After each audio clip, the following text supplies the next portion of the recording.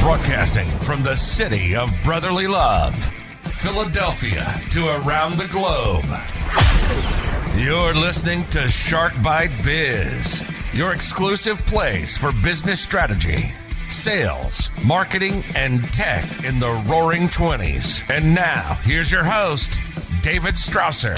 And you just arrived to the newest episode of Shark Bite Biz. I'm your wannabe rock star host, David Strausser, and this is your place to learn how to grow a business during complete global chaos. We're going to chat about your business and money today. First, though, remember, if you're watching us on YouTube, you can join the channel. Become a baby shark for only $3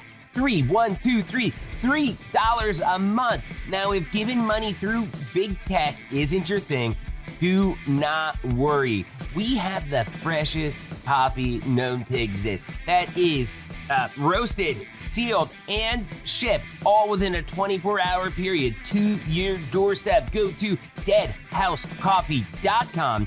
You use the code SHARK. You're going to get 20% off of your order. And then we're going to get all those proceeds that help us build the biggest and best show we possibly can. It's zombie-themed coffee. It's fun. Get back to life with deadhousecoffee.com. So we got a great show for today, and we're going to be chatting about creating a sustainable business. Sustainable can take different shapes and different forms for each business out there, but our guest really gives us some of the highlights about what it means to him and the knowledge that he shares to the business owners that he works with. This is one of those episodes that are going to be really cool. We got a great guest, and it's going to be really info-packed, you know? Going to have the type of information that's real-life experience, and, you know, it's going to give you that upfront and blunt advice that you just really can't get anywhere else unless you've experienced it yourself. In fact, you're going to love it during this interview when I tell them, a lot of financial planners on our show has said this is something that's important. And he was like, BS, you don't need that. That's just something for them to sell. And to me, that's amazing because I wouldn't know that. I would think because of all the experts saying we need it, that we need it. But he has a very good point, and I think you might love that point as well, too. I know you're going to love his bluntness just as I did. So who do we have today? None other than Mr. Josh Patrick. Josh Patrick is a serial entrepreneur who has learned the hard way. He's made the mistakes, read the books, attended the seminars, to learn what it takes to create an economically sustainable business. He's the author of Sustainable, a fable about creating a personally and economically sustainable business, and The Sale Ready Company. Both of these books you can see right behind me if you're watching us on YouTube. But if not, don't worry, we'll have links to them down below. So without further delay, let's bring Mr. Patrick on in here. Business operations. Josh, welcome to Shark Bite Biz. You, my friend, you just became Shark Bait. Oh, no. Well, thanks a lot for having me on the show. No problem. Being Shark Bait is, but it's scary. Yeah, you're just kind of dangling out there, and we'll see what happens. Next 30 minutes is going to be fun. So we have a tradition on this show. Very first question we ask every single person: what's your experience? What's your background? What are you doing? How did you get there? We really want to, we love learning about the individuals and career transformations and all that type of stuff because it helps us better understand what you're doing today and the value it has today. So please tell us in a nutshell, what makes Josh? Well, I've been in business since 1976 full time. Wow.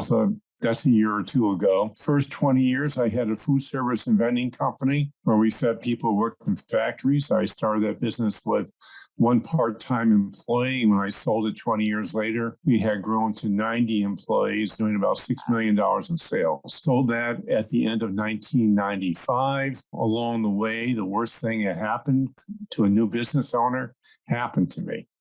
Oh, You know what what's that that? worst thing is when you're 24 years old? No, what is it? I had a lot of success.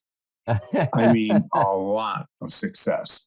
And I thought it was because of my brilliant business acumen.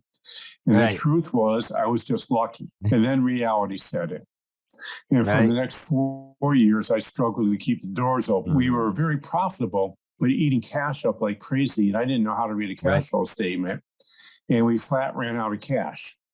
And I had a $200,000 embezzlement on top of that. And Oh, back oh, in you, back in 1978, that was a lot of money. yeah, yeah, yeah. Wait. So were you the one that embezzled it? No, Oh, I was hoping so. I mean, I'm I all was the hoping that it wasn't you. I was the one who was embezzled. Right, So at right, any right. rate, I went through all this stuff, being the worst manager, worst owner, worst person to work for who ever existed. I yelled at somebody every day. I never took responsibility for anything. It was always someone else's fault. And Yeah. along the way, I learned that was a really, really, really, really, really bad strategy to run. How So did you come to that realization, though, that that was a bad strategy to run a business? I was at a New Age seminar, Hmm. and there was an exercise that was really in depth. And I learned that responsibility was me and my fault. So I needed to stop blaming and stop justifying why I was living, take responsibility for everything that was happening in my company, and apologize to all the folks that work with me. Now, they Yeah. didn't believe me when I told them that stuff. Mm. So it took years and years for they get me to get the point across. And the Well, truth is, it's that comes down to lead by example. I mean, you can say something and employees are going to think, yeah, sure. But if that's something that you've truly realized and you do have that as a core belief, the only way to win people over, especially people that have known you to be opposite of that, is to lead by example and actually doing what you're saying and what you're preaching. And it sounds like that's what you ended up doing. yeah, employees never listen to what you say. They watch what you do. Right. And if you're not walking your talk and being consistent with what you're saying is important in your company, they see that right away and they learn to ignore you, which is what they did Yeah. in the first 10, 15 years of my business. And then finally, they learned that when I said the stuff, I was actually serious because I kept following through and following through and following through and following through. And it wasn't the first, fifth, 10th, or even 15th time I did. It was probably the 100th time I had to do it Yeah. before people started believing that what I said was what I meant. So I just have one comment there that I wanted to mention on taking the ownership responsibility for everything under your company. We just lost a deal and there were external factors. We had a partner that was pushing us to do things that was their way and their style to do a sales process. And everything that they told me was against my gut check. And I'm like, no, I'm a sales expert. I am very good at business development. I'm very good at leading sales cycles, managing sales teams. And my gut check is telling me this is wrong, but we still did it to please the partner. We ended up losing the deal. Ultimately, I had to deliver the loss of the news and the reasonings and stuff like that to our executive team. And ultimately, I said, hey, I'm going to follow my own sword here. I take responsibility. I didn't listen to my gut check, my experience, and I let an external factor drive the sale. So it's my fault, not their fault, not the sales rep's fault. It's my fault as being the quarterback of the sales cycle, ultimately for not closing the deal. And when you do something like that, it just really, I don't know. It's kind of like I think people take you more serious because they view that like, yeah, this guy owns up or this gal owns up to their actions. They realize where they could have done things better. And when they make a mistake, they are going to own up to it. I think that comes down to being authentic and genuine. And they're two of the characteristics that I think, is most important in a manager and an owner, and especially a sales rep. So if you were working for me Mhm. and that happened, I would ask you this question. What did you learn? What did I learn? That and this, I actually literally before this call went through this with my boss that I report to, and it was that I cannot have this external partner driving their agenda because it doesn't fit our agenda, and as we've seen in this case, the client's agenda. So what I ended up doing was I had a heart to heart, and I said, "Hey, with that partner, I said I got this feedback. I have it directly. I actually had the whole meeting recorded with the postmortem, free to listen to it to verify this. This is what they said." So ultimately, we came to an agreement about how to be able to work together as a cohesive unit going forward instead of having colliding agendas. And I think ultimately that's what we learned through this sales cycle. So that way we do not lose another $250,000 deal because of conflicting agendas. Okay. Do you think that's a fair learning experience there? Do you think there's more to be learned? Well, I don't know. You'll find out when you go forward. I Yeah. mean, I mean, that might be the right solution, and you might make another mistake and have to try a different option. I mean, don't get me wrong. There is a ton of little stuff too, but the little stuff is all very easily correctable. I have a green sales rep. The guy's great, huge potential. But this is the next step up in his career, and there's some growing pains. So we went over some of these little tweaks, and in fact, he already has it corrected, I believe, going forward. So I mean, it was a great learning experience for us. And I probably should add, this is with one of our newer product lines that we launched this year. It's not our well established product line that we're super extremely successful with that we've been doing for over 20 years. So that's where there's also some growing pains in that relationship too, with that new partner, just to kind of give a little more context with it. Cool. So let's get back to you and as far as your story and how you've ended up evolving. So eventually, I sort of figured out how to run a business. Mhm. And we were probably one of the better companies in the country when it came to the food service. We were doing things nobody else did, nobody else ever thought could be done. Right. And in 1995, I had a decision was, do I want to cheat my customers? Because the vending business at that point had the ability to run two sets of books, and everybody was doing it except us. Mhm. Not everybody, but almost everybody. I decided not to go down that road, and we found a buyer for our company, sold it. Uh-huh. Deal was pretty good. And then I was thinking about what's next in my life. And it was either open a software company up, become a platform speaker professionally, or go into the wealth management business. And I started selling life insurance. I chose door number 3.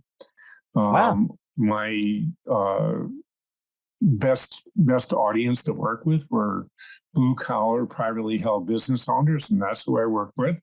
That's Great. who I still work with. And I found out very quickly that blue collar private business owners in the professional world of wealth management need a lot more than just life insurance. So I left the life Yeah. insurance company, opened my own wealth management firm, and developed a whole host of processes that we help people become personally and economically sustainable. That leads to having a company sale ready. And I focus on blue collar construction companies. And specifically, I help rising generations, which means either young family members or young managers learn what has to be necessary to become the next owners of a company. Yeah, no, that is amazing, and that is an area that I can also speak to. My father has a contracting company in rural Pennsylvania that he actually opened coincidentally back in 1976. And I remember during the 90s, all his ads were Strausser Contracting since 1976 because he wanted to show that, hey, I'm not a fly by nighter. We've been around for 20 years at this point, and it worked for him. But while he was good at roofing and some of that stuff, you get into the financial planning aspect, and that is where things kind of fall apart with a lot of these companies because the owners, like my father, for example, didn't have the skill set for the wealth management. So when his company blew up, he kind of ended up losing it all and selling, his clientele list for a fraction of the cost that he could have had he had somebody helping him on the wealth management side. Well, the truth is most construction companies are unsaleable anyhow. I mean, you're as good as your last bid and nobody's buying a business like that. Where they are, well, what they are is a transferable in that if you have children in the business with you or you have managers, superintendents in your business, they could, and they often do buy those businesses because they understand where the cash flow is coming from. They know how to run it. There is good trust between the owner and the next, and the next owners. And because of that, the owner is willing to hold paper and finance the deal very often.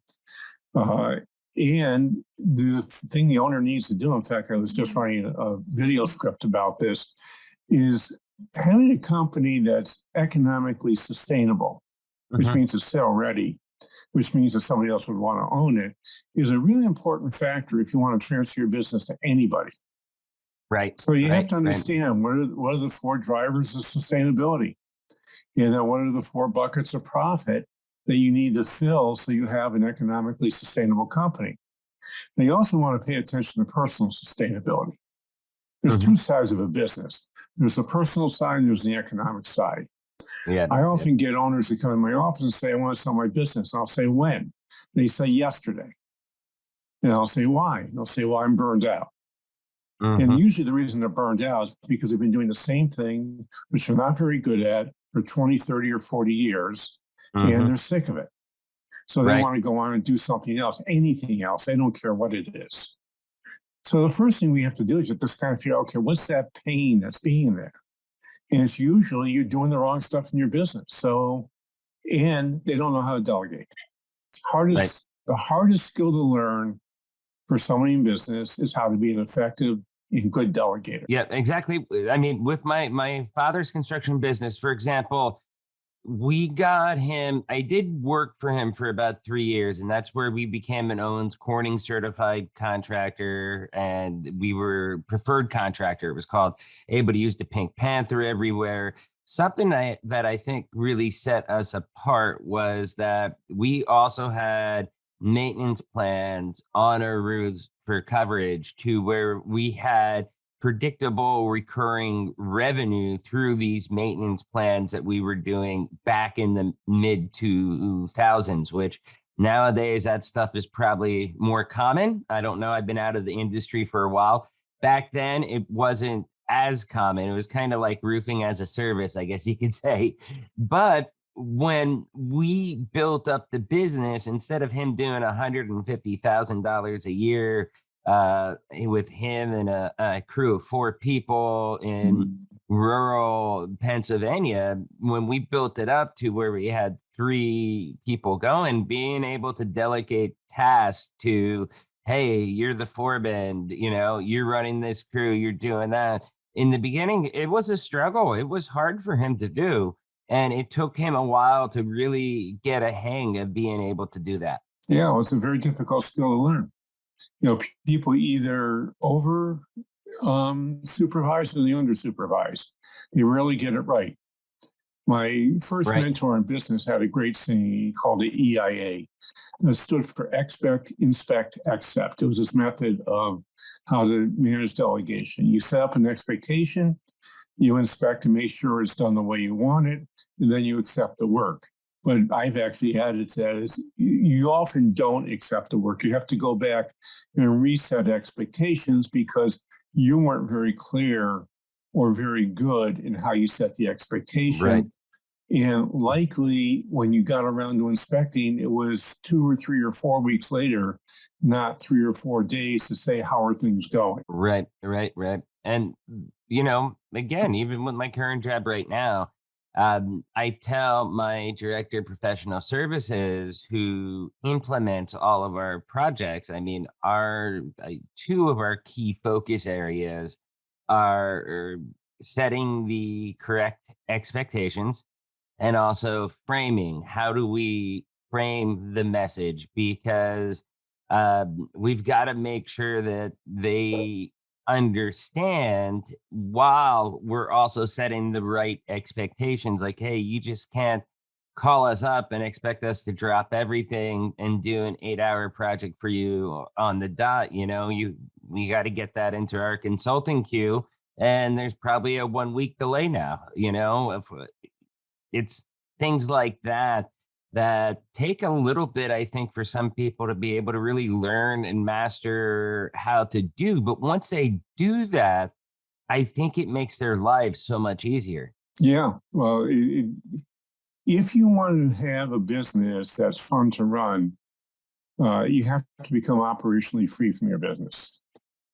If you want someone who's anxious to buy your business, you have to be out of the day-to-day operations.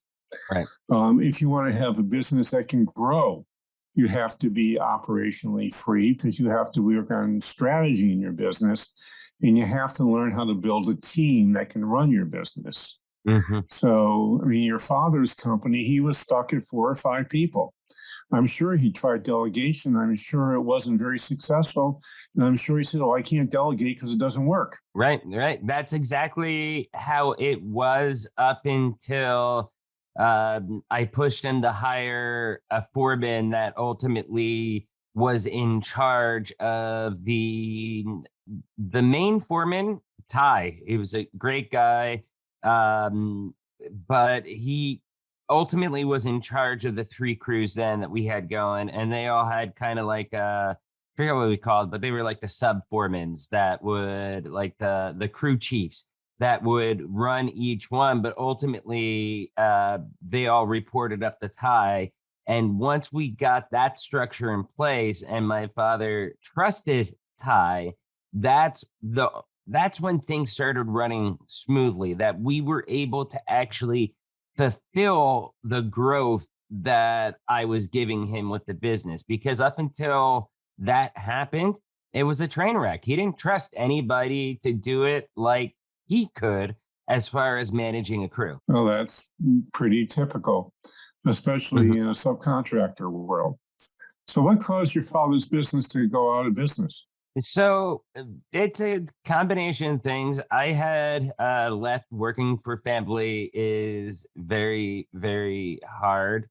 And it just ended up being a lot of, he honestly, I'd hate to put it like this and be so blunt, but I think it was due to growing too fast, literally going from 150,000 a year. And then by the end of because I worked about 3.5 years for him, we were up pushing $800,000 a year in revenue.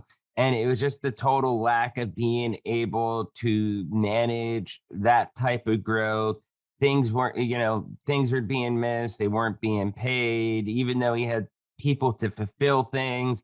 Quality was starting to lack. And then he also had some personal issues going on with him as well, which didn't help the matter as well, too. It was basically just everything started coming around, crashing on top of him. And that's when, he ended up deciding, hey, I need to get out of this. And he got out of it. And I really think that selling the maintenance plans that we had around the roofing and having that recurring revenue is probably, and a pretty long, client list that's been repeat business over the year, is essentially, I think, what saved him and allowed him to get anything for the business, because otherwise I don't think he would have been able to get anything with how the business was. Yeah, having maintenance contracts in a subcontractor's business is still rare. I mean, some of them do, but it's typically a very, very, very small percentage of their sales. Well, we weren't Yeah, doing subcontracting. I mean, he was out there doing the main roofing, windows, yeah, siding, just general contract. that's a subcontract. Okay. I view a subcontractor that would be like if he hired a crew that would work for him to fulfill the obligation. That Well, would he be would a be subcontractor. he would have been hired by a general contractor or No, by a homeowner to fix something on their house. right. And it's a subset of building a house. If you were building a house and you built the whole house, you'd be a general contractor. Right, And the right. general He was a contractor general would hire contractor people. that was, because we were doing roof replacements. So these would be Yeah, that's people a that have subcontract. already, yeah, That's a subcontractor's world. okay. Yeah, like I said, I'm not up to date as far as the terms in the industry go, because it's been, probably about 10 to 15 years since I've been out of there. But I mean, let's talk a little bit about the flexibility and innovation that contractors need, because it is an industry that is slow to innovate, I've always found. Well, all industries are basically slow to innovate because innovation often involves change. And for whatever reason, people aren't always in that much favor of change. They don't like change a whole lot. So if you're going to innovate, like anything you do, you have to have a system. Right. If you just go and just try stuff willy-nilly, you're all over the place and you never really make any forward progress. You just do a lot of starts and stops along the way. The other issue with innovation, which is a big mistake people make all the time, is they make these gigantic plans for what they're going to do. And they take weeks and weeks and weeks and months and months and months to plan what they want to do. And because they put so much effort into the planning process, they're not willing to let it go if it's not working especially well. So instead, we have a mantra we call fail fast, fail cheap, which means you do a lot of small experiments. Most of those experiments are not going to work. Some of them do work. The ones that work, you keep, and the ones that don't, you let go. And the ones that do work, you build on that. That's called appreciative inquiry or positive psychology. Too often businesses want to fix what's wrong. And fixing what's wrong is necessary, but it's not going to move you a whole lot further ahead. All it does is you say, okay, I'm reacting to a problem. I'm fixing that problem. But it doesn't mean I'm looking forward and providing what the marketplace wants tomorrow. Right. So, an example in the construction world is there are all sorts of new technologies that are coming out for how you build things. Right. And someone's been 3D printing, for example, is something, a lot of houses are being 3D printed. I've seen around the world now. That is something that's happening. I mean, that's a dramatic change. But there's a lot of smaller changes that happen also that you can do. New materials, new products, new methodologies. Right. And owners don't want to do that because they know what works, and trying to experiment might cost them some money. If they're spending $15,000 on a roof, they want something, or $25,000, whatever it may be. They want something that's going to be tried, tested, and true, and it's going to last them their 20, 25, 30, 50-year, whatever shingles they're trying to buy. They probably don't want to be the guinea pigs of a new type of product unless it's very highly warranted, I'd say. Well, that sounds like you're talking about the homeowner, not the contractor. Right. So the contractor, I mean, for example, you're in the software business, so you're aware of Scrum, I assume. Mm-hmm. Yes. Scrum is a method. It's called Agile Technologies. It's a way of managing projects that's way more efficient than what has been done in the past. That's an innovation, Scrum. Well, if you take Scrum and you apply it to a construction project, which almost no contractors do, you're going to take 20, 30, 40, 50% of your labor cost out. Wow. If I went to a contractor and said, how would you like to take 30% of your labor costs out guaranteed within 1 year? Now, they most likely would say, oh, that's a great idea. Then they explain to them what they have to do, and they say, oh, I don't want to do that. Now, why do they say it's innovation. It's hard. It's different. They have to change the systems and the methodology for how they do things. And it's not worth it. Sometimes they just say, I'm happy with the money I'm making. And if I made 30% more, so what? Now, that's crazy. I mean, I would think, I don't know, maybe just because I am, from the sales background and very money hungry, but I would think that, hey, if I can get 30% more income by doing things a better way, I do it. But on the other hand, I understand their point of view too, because I mean, again, I fall back to roofing because that's the world I know. But you're trying to get to where it's a repeatable system as much as you can. Obviously roof angles, stuff like that are different. And if you're changing how they do those systems, it's But here's the good news about Scrum. You don't have to do it the same way every time. Oh, interesting. Because with Scrum, what I'm doing is I'm taking work that I've got and I break it into pieces and I put it in the backlog.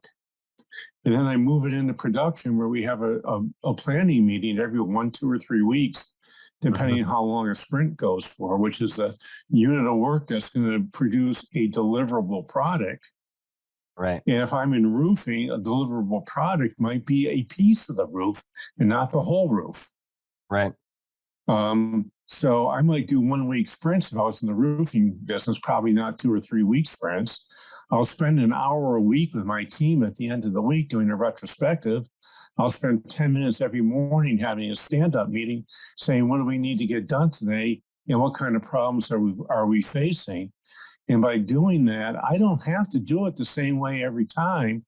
I'm looking at that particular job and that particular problem. Now, as time goes on, we will start part of Scrum to assign points, which is how difficult something is to do. And they may, and as time goes on, we're going to find we can assign less points because we've got systems in place to make things go faster. And that's what the whole point is. Now, if I do that, it's a completely different way of thinking, and not everybody wants to do it because, again, learning a new methodology means you have to stop what you're doing and start doing something different. And the truth is, if I ask 100 business owners, do you want to make more money? 100 business owners are going to tell me yes. Then if I tell that 100 business owners, here's what you have to do to make more money, probably 90 of them are going to say, I'm not interested. So the truth is, business owners are not interested in making more money unless it fits into their worldview of how they want to live. Yeah. No, that's totally understandable. So with stage 2 planning, is that sort of type of the stuff that you go through with these business owners and discuss in helping them with? With a sustainable business, yes. With stage 2 planning, it's all about financial independence and the transition that you would make as you leave your business. That's our wealth management world. Sustainable business is our consulting world where we help our owners create personally and economically sustainable businesses. Yeah, we've had a couple people on the show that are financial side of things, not specifically like how you're specialized in your industry, but just general. And they were saying, I think it was Danny Lee that was on the show, saying that one of the areas that most people fail in when they're thinking their business plan, business strategy, is they usually fail in not having a succession protocol as far as what would happen if the No, owners that's would pure. pass and stuff. That's so much insurance crap. I'm sorry. I've been You doing think this for so? 20. I've been doing this for 23 years. I've yet to have a business owner need a succession plan because of health reasons. Yes, Oh, it happens. there you go. Yes, it happens. That's an excuse to sell life insurance. Okay. And they want to Okay. sell whole life insurance. They don't want to sell term insurances. And he was which from is New what York people Life. use. Yeah, of course. There He you wanted go. to sell whole. He wanted to sell whole life insurance policies. The biggest risk the business owner has is not a succession plan. hmm It's running out of cash. Right. Cash flow is king. And any guy in the wealth management world or anybody advising a business owner on finances that doesn't focus on keeping cash in the business and Mhm. creating excess cash is malpractice. Yeah. Yeah. So I'm sorry, but that junk about the succession plan is the most important thing, and you need a buy-sell agreement. If you don't get it, you're going to be in real trouble. Is pure crap, and business owners know it. It seems like you've come across this before. Oh yeah, I You came hear it all across the my time, own I business. imagine. Well, I am my vending company. People used to come in with the insurance business and they say, you need a split dollar life insurance program, which is a type of life insurance program that's used for executives and public corporations before the IRS took it apart. So I would go to these idiots and I would say, now let me give me straight. I own a business. You want to sell me an insurance product that is going to have no tax deduction today, but a big tax bill tomorrow. And I'm doing this to tie myself down to my own business. How the heck does that make any sense? And I didn't use the word heck. I can promise you that. Yeah.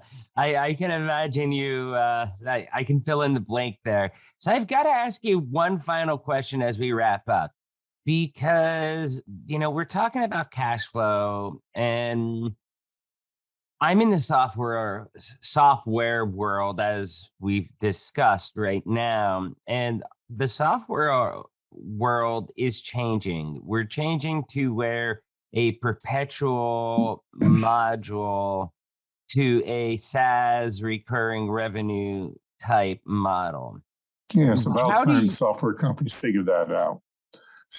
So as an owner, so if you're advising one of your clients on wealth management, what's better? A one-time cost of $150,000 for software, or paying $5,000 a month for the recurring revenue for essentially ever? Well, That's a cash flow question.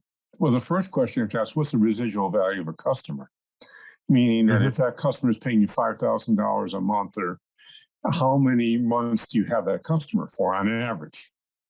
Typically, you want to keep them forever, but usually the break-even point in our world is going to be between 30 and 36 months to equal the perpetual license value. Okay, so that's a pretty easy decision. When I buy a software package, I'm going to keep it for 5 to 10 years. Right. So that tells you right away, SaaS is a much better model. If you look at what Salesforce done, which is the king of SaaS. Oh, yeah. Their customers are with them forever. So for them to Salesforce really was able to build themselves up, and it's a fascinating story because they came to strength, I think, during the Great Recession. You're talking 07, 08, 09, 2010, in that time period. Because unlike SAP, where I am now, unlike a lot of the Microsoft, a lot of the other big players at the time that were only offering perpetual models, the economy was a wreck. Business owners didn't have that type of cash flow to pay for huge software amounts And here you had Salesforce saying, hey, look, we have an amazing system. You can pay us monthly. Bing, bang, boom. You renew the contract annually. You can get more users. You can reduce users. And that was something that was it wasn't really new, but I think it was new in the way that they were doing it and executing it. And it really shaped how the software world is today. Well, software as a service, which is, a different way of looking at software, is that, first of all, users like SaaS because they don't have to update their own computers. It's done at the supplier level. So it makes life easier. And if you look at what's called total cost of ownership, you're going to find that SaaS typically outdoes you on the software and put it on servers in your office. Every piece of software we have now is software as a service. We do not own any internal software, nor would I own any internal software. I have no interest in having servers. I have no interest in having tech people running around my company trying to keep the darn servers running. I have no interest trying to do the security patches to keep the bad guys out. It is much better to let the big companies like HubSpot or Salesforce or Redtail, which is an industry-specific software that we use. They've got teams that do nothing but that. I have 5 people in my company and 3 virtual assistants. Same I thing don't with have us. the resources. With Vision 33, we still have some customers that, for whatever reason, maybe they need to be ITAR compliant. I don't know if you know what that means, but for our viewers, ITAR is like if you're selling things of national security to the U.S. federal government. Only people that are American citizens, not even with a green card. You got to be American citizens to touch the data. The data's got to be hosted in the US. Most of those people usually end up buying licenses and doing it on-prem and having to manage it because of their type of business. But outside of that, 90% of other companies that we sell, if it's with SAP Business One, we usually put them in the cloud. Now, if we're doing Sage Intacct, because we do that financial solution as well too for accounting, with Sage Intacct, that's already in the cloud, MTE. And we had a VP from Sage on the show. And I think she said the best thing ever. What the cloud allows you to do is to get Fortune 50 technology at a fraction of the cost. So that way, small businesses, mom and pop stores can take advantage of that level of technology. Yeah, HubSpot's a great example of that. You look at the HubSpot. Yeah. I've got a great deal with HubSpot because we signed on with them in our 3rd year in business. I got grandfathers.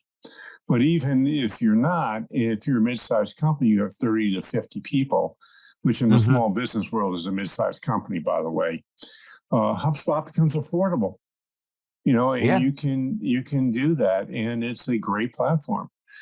And it is. We use HubSpot for $15,000, $20,000, $25,000 a year. You're essentially getting a software suite that would have cost you to buy a license $250,000 20 years ago. Heck, my first computer system I bought in 1981 or 80 was a PDP 1124 digital computer, which was a mini computer. The thing with its software cost, and this was in 1981, $57,000. And the computer had 256 kilobits of memory and 20 megabytes of hard drive storage. Yeah. I remember you can't buy a computer that bad now. Yeah, no, you can. In fact, right here, my cell phone is more powerful than that computer by a factor of 50. By a factor of 50. Even, do you know what Raspberry Pis are? Yeah, something you eat. Yeah. Well, in technology, it's basically, I have one, it's not easily accessible, but it's a small little box, a little rectangle that is smaller than most modern day cell phones. And even with that, it is an extremely powerful Linux machine, like the newest model. I think it's got like 8 gigs of RAM on it. You could put like a 2 terabyte SD card in there. And it's for people that build things, tinker things, stuff like that, want to learn how to program and hack and stuff like that. And it's a very powerful solution. I suggest it for anybody, especially if they got kids that want to learn how to do basic programming skills like, hey, how do I hack Minecraft? It's amazing. It's amazing. But anyways, Josh, hey, we've had a good conversation. And I've got to say, I really love talking with you because 99% of the guests that I get on, they agree with me whether I'm right or wrong. You actually push back when you had a different point of view. I love that. That makes it you unique. So tell us about your book and tell us about how people can find you out there on the interwebs. Well, my second book is a continuation of my first book. Mm-hmm. And it's a business parable. And business parable is a novel with a point. So if you've ever read anything by Patrick Lencioni or Steve Farber or Alea Goldratt, which is The Goal, those are all business fables. And It's called The Sale Ready Company, what it takes to own a business someone would want to own, even if you have no intention of selling. It's really easy to get. You just go to salereadycompany.com and you can buy the book there for half price. We have 8 or 9 bonuses, which are ebooks and checklists and infographics that will tell you how to implement the stuff in the story. The story's really kind of fun. I really enjoyed writing it. And the thing I found really interesting about this particular book is a bunch of folks who read it, who are friends of mine who aren't in the business world at all. And they loved it. And they can't wait for the third one to come out because they want to find out what happened. That is awesome. And how can people reach out? How can people reach out to you? If someone wants to find me, it's easy to find me. Either go to Stage 2 Planning, it's number 2, stage2planning.com, which is our wealth management world site, or sustainablebusiness.co, which is our consulting site. I've got videos, podcasts, blog posts. I've written 1,200 blog posts in there on all sorts of topics around how to make your life better, both on a personal and economic side. The personal side right there, the personal side is important. I think a lot of people, especially business owners, they put so much focus on the business side of things. They often forget about the personal side and getting that. Well, that's why they get burned out. Yeah, exactly. It's really that simple. So we tell people there's 2 sides of business. There's personal and the economic side. They're both different and both equally important. Oh, that's great. Well, I can tell you this. I'm going to grab a copy of your new book, but you got to promise that you're going to sign it for me before you send it out. I do it for everyone who orders it through our site. Okay. I'm looking forward to a personally signed book from you. Once I order it, I will get that done today. Josh, thank you so much for coming on the show. And definitely, I'd love to have you when this pandemic thing finally ends and a period of time has passed. I would love to have you back on talking about how things have innovated and have changed from the COVID time period we're at right now. Be happy to do so. Yep. Thank you very much, sir. Have a great day. Thank you, and you too. That was an awesome chat with Josh, right? First, you all know the routine. If you found this interview helpful, if it sparked those warm and fuzzies, please do me a favor, hit that like button, smash that subscribe button. But if you really want to do us a solid, please share us out to your network, your friends, your colleagues, your family, whoever would not be embarrassed of your relationship with this show. Share us out there, Facebook, Twitter, LinkedIn. You know what I'm talking about. I'd love nothing more than to see Josh Patrick and Shark Bite Biz out there trending. So let's get it done. Now let's get back to our rockstar guest of Josh, okay? In the very beginning, Josh tells us, I think, a really important story. He tells us about how he realized that he was the worst possible human and the worst type of boss to work for. I mean, realistically, that's almost verbatim what he was saying, I think. And we've all had those types of bosses during our career. Yes, as a manager, owner, executive, it's true. You cannot make everybody happy, but you can balance that line so you aren't on everybody's hate list. I mean, you should not be the yelling for whatever it is, drama king, drama queen type boss. I mean, you should be out there enabling your employees, getting your hands dirty, helping them excel at the jobs they do. Now, I think it was really cool, though, with Josh's story because we kind of turned it around there. And he was able to really just evaluate what he was doing. And he opened his eyes to those criticism, I think, to a degree that really does take strength and courage. So really excellent job with that, Josh. Many blames other for their lack of success or blame other things for their failures. Josh held himself accountable, and him doing that is really what allowed him to grow as a person, as a business, and as a professional, okay? Those three items, personal growth, professional growth, business growth, they are the three pillars, the three staples of this very show. That is why Shark Bite Biz exists, because we're looking for people to help people tell stories. We want people like Josh to tell their stories about how they've messed up, how they've done things wrong. And it's to help enable people like you to get that personal, professional, and business growth. And here's a way that Josh was able to achieve that. So thank you so much, Josh, for sharing that story. I think out of all the stories we've had on the show, Josh, with his experience, look, he's not a young whippersnapper out there. He's been around the game. He's telling us stories from a couple decades ago, but he wouldn't have been able to achieve that growth and be able to tell us that story and how he did it if he didn't do it. And it's hard. It's hard. Thank goodness we have things like this podcast, Shark Bite Biz, or other places that are able to give you these tips, these important tips that are really allowing you to grow to another level. I mean, they're giving you the coaching for free. This show is for free. It's not costing you a dime. Well, actually, I lie. Time is money. So it does cost you something to listen to this, but this is a wise investment of your time, hearing the stories like this from people like Josh's mouth. Another great point Josh brought up was innovation, okay? Plain and simple, have a plan, okay? That's essentially what he was saying. Innovation, what happens is that a lot of people are like, hey, I want to make this better. And they don't really have a plan. They just know they want to try something out, whether it's a software program or whatever.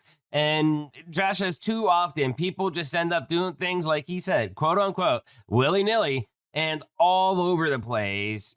You just end up with so many starts and stops, and it's really not doing you justice, giving you the results that you were looking to get. This is so true, and I don't think it really resonated as much during the interview as it did for me post-interview when I was rewatching it. You do need to have a plan to innovate. I mean, whether it's the simplest thing, you have to really test that stuff out, but have the plan to lay it out, implement the test it out, accountability with the test to make sure people are actually performing the innovation. Otherwise, it turns into that old, said, tried, tested, and true, I'll try versus I'll do argument. I'll try to test this innovation out. Versus, no, I'm gonna test this innovation out. I'm gonna get it done. What do you see? And, something on that try versus do mentality. We got an awesome interview coming up soon with Tiffany Largy of Do the Damn Thing Nation. And, it's all about that try versus do mentality. So that try versus do mentality, I think, really comes into play with innovation to be able to unlock the steps to progress and move forward. So lastly, I just really thought his advice on the succession plan was good. Like he said, it was just something, he thinks it was something else for other people to be able to sell it. It's not needed. Now, he had more on that subject to say than just that, but I do think there is some validity to those words of wisdom from Josh. I'd encourage you to, really take those words in or just re-listen to that segment if you want. But it's I think pretty important advice there too. It kind of balances out some of the things that some of the other coaches, some of the other financial people have told us on the show. Also, please do not forget, we have Josh's 2 books right here. Sustainable, a fable about creating a personality and economically sustainable business. That is probably one of the longest titles I've ever read on a book. Love it. And then the Sale Ready Company. You know, how do you get your company up to being sale ready? This is a great book. Thank you so much, Josh, for sending them and putting a little note in these books. I am going to have the link to both of these books down below. If you're on YouTube or if you're in the podcast, look at the description. You'll see the links for the books right there. Question of the day. How do you innovate your company? Do you create a plan or do you wing it? Leave a comment down below on YouTube. And do you want to be on the show? If so, send out an email, interviews@sharkbitebiz.com. Please don't forget to join the channel. It's $3 a month to become a baby shark or get the freshest coffee available to humankind. Zombie-themed, zombie-inspired coffee. You know, get back to life first thing in the morning with the freshest coffee you can get to your doorstep. That is deadhousecoffee.com. Use code SHARK. You'll get 20% off your order, and we'll get all the proceeds to help us keep growing this show. You all know this by now, but I'm David Strausser. This is Shark Bite Biz, and we'll see you all next episode. Cheers.